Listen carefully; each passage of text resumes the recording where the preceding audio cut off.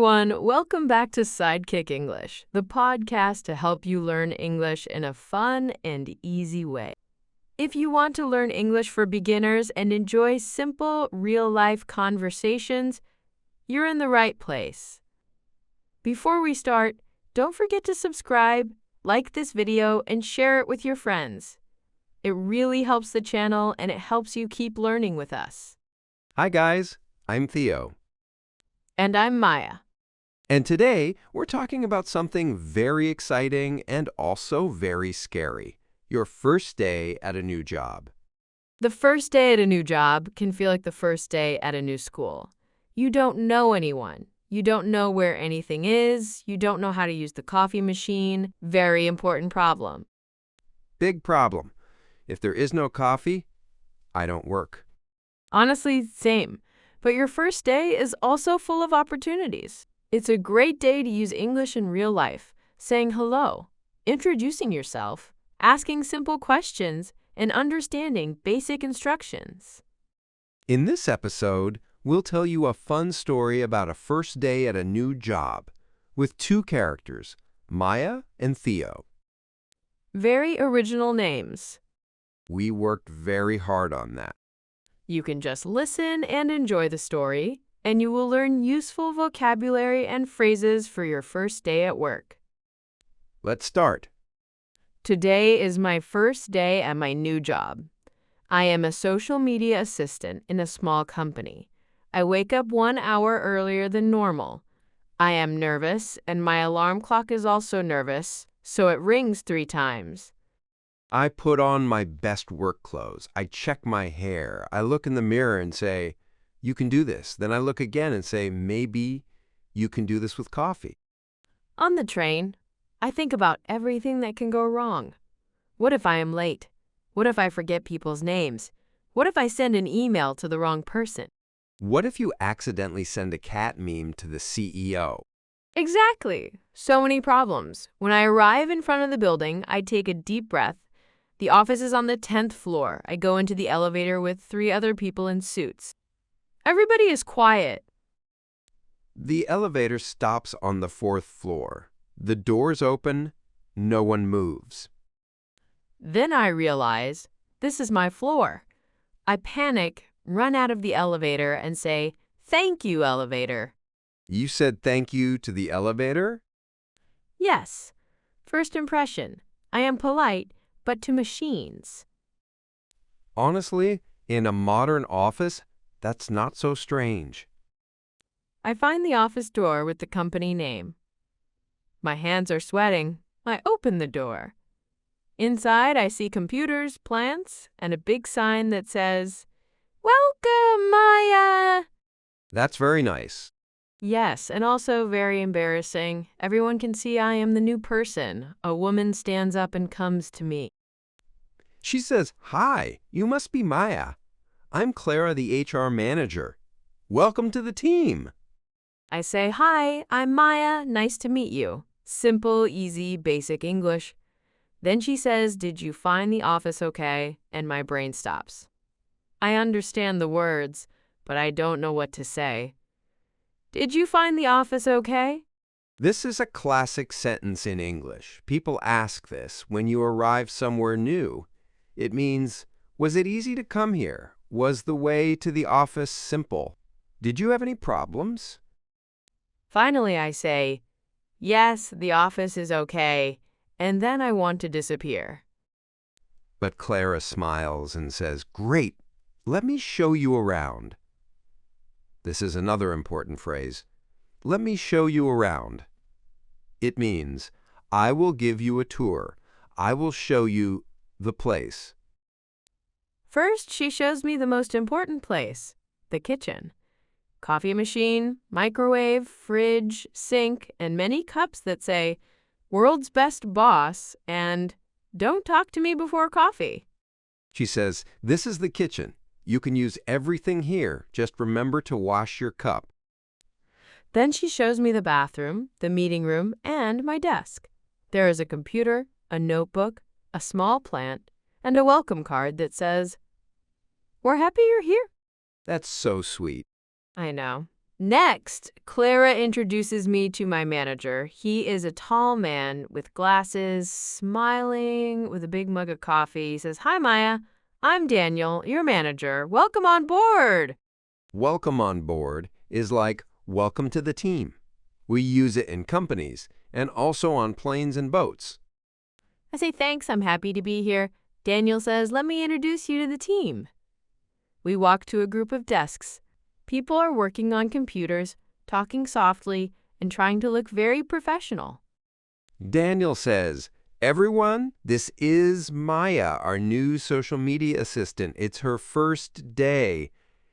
And suddenly all the eyes look at you. Exactly. My brain says, "Don't say something stupid. Don't say something stupid." I say, "Hi, it's my first day. Great information, very original, everyone already knows." But it's okay. The team smiles and says, "Hi, Maya. Nice to meet you. Welcome." One woman says, "If you have any questions, just ask." This is another common phrase in offices. If you have any questions, just ask. It means, I am here to help you. You can ask me questions. Instead of saying, "No, I'm fine," you can say things like, "Thank you, that's very kind," or "Thanks, I will." After the introductions, Daniel says, "Okay, Maya, let's get you set up." He shows me my email, my calendar, and the company chat. Then he says the classic sentence, "I'll just give you a quick overview of what we do." When someone says, "Quick overview," it's never quick. Never. He starts to explain the company, the clients, the projects, the targets, KPIs, engagement metrics, reach, impressions, conversions. And I think, okay, these are not beginner English words. If you hear a word you don't understand, you can use simple questions like, "Sorry, what does that mean?" Or, "Can you explain that, please?" Or, "Do you mean?" And then you say your idea. Yes? For example, I say, "Sorry, what does KP mean?" He answers, "Key performance indicator." I still don't understand. That's normal. But I say, "So it's like a number to see if we are doing a good job." Daniel says, "Exactly. And now it's clear for me." This is a good trick. You can say what you think it means. If you are wrong, they will correct you. If you are right, they will say, "Exactly, right," or "Yes, that's it." After this very long, quick overview, Daniel says, "Do you have any questions so far?" My brain has 1,000,000 questions. But my mouth says, "Not right now." This is very common on the first day. He says, "Okay, no problem. If something is not clear, just let me know." Another important sentence, if something is not clear, just let me know. That means, if you don't understand something, talk to me. Finally, it's time for my first task. Daniel says, "Can you help us with the company Instagram account? We want to post more often." I say, "Sure." Inside, I say, "Oh no." He explains, "First, I'd like you to check our last 10 posts. Then, write down what you like and what you don't like. After that, you can suggest 3 new ideas for posts. A lot of instructions in one sentence." Here, some useful phrases for the office. First, I'd like you to, then, after that. These phrases help you understand the order of tasks. If you're not sure you understand, you can say, "So first I check the last 10 posts, then I write what I like and don't like, and then I suggest 3 ideas. Is that right?" This is a very good strategy. Repeat the instructions in your own words. Exactly. It shows that you are listening, and it helps you avoid mistakes. I go to my desk to start. I open Instagram and check the company account. The posts are about products, events, and team photos. It's actually interesting. But your computer has other ideas. Yes, my computer decides it's also new and nervous. First, the keyboard doesn't work. Then, the mouse doesn't move. Then, the screen freezes. First day classic. I don't want to disturb anyone, and I also don't want to look stupid. So I try to fix it alone. I unplug the mouse. I plug it in again. I press random keys. Nothing. After 5 minutes, a guy sitting near you looks at your screen and says, "Everything okay?" I smile and say, yes, everything is fine. At the same time, my screen is completely frozen on a big picture of a cat from Instagram. Very professional. Very. Finally, I say, actually, I think my computer is frozen. I'm not sure what to do. He smiles and says, no problem, that happens all the time. I'm Leo, by the way. You say, "Nice to meet you, Leo. I'm Maya." So you get some free IT support and a new friend. He presses 3 magic keys, the computer works again, and I say thank you so much. This is another helpful phrase in the office. I'm not sure what to do. It's simple and honest. You can also say, I'm having a problem with my computer. I think something is wrong with, or can you help me with this, please? During the morning, you meet more colleagues. One person asks, "Where did you work before?" Another asks, "Is this your first job?" Someone else asks, "How was your weekend?" So many questions. These are classic small talk questions at work. Some simple answers you can give. I worked in a small startup before. Yes, this is my first full-time job. My weekend was good, thanks. It was pretty relaxed.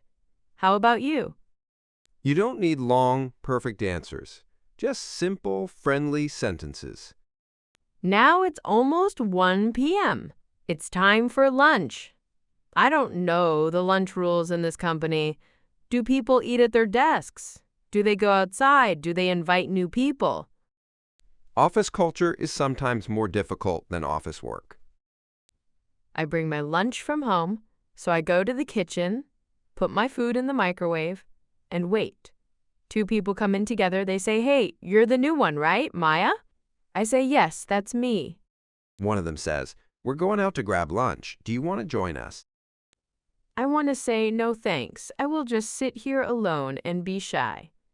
But I say, sure, I'd love to. Nice. We go to a small cafe near the office. On the way, they ask simple questions. Where are you from? How long have you lived in this city? Do you live far from the office? Do you like coffee or tea? The important thing is not perfect grammar. The important thing is connection. You can also ask them easy questions. How long have you worked here?